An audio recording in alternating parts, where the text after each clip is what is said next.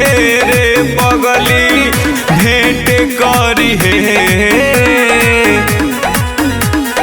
जुगे जुगे जिहे मन रखनी ससुरों में जाके चुमा देत रही है। अरे जुगे जुगे जिहे मन रखनी ससुरों में जाके चुमा देत रही है।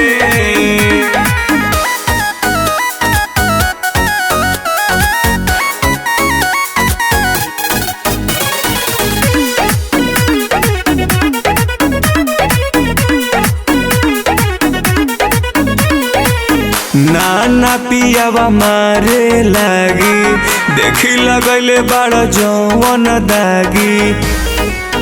अरे तू ही जनलो तोहरा पमरत रही हो। अरे खुद से ज्यादा तोहरा से प्यार करत रही हो। अब तो बाबू पिया पलंग पर सेट करी है रे पागल सेट करी है। जुगे जुगे जिहे मन रखनी ससुरों में जाके चुमा देत रही है।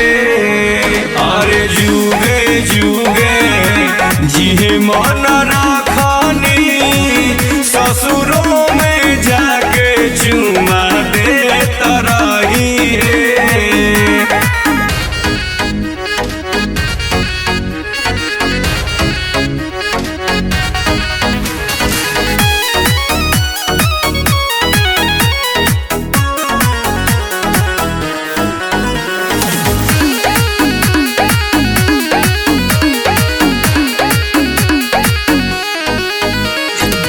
तुहरे हई जवानी कइल न जाने कभी बेकाबू भइल।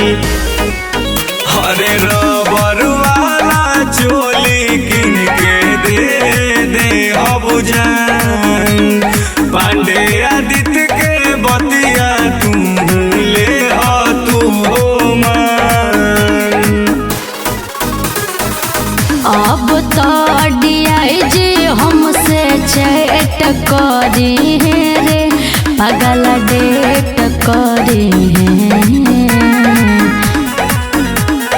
जुगे जुगे जिहे मन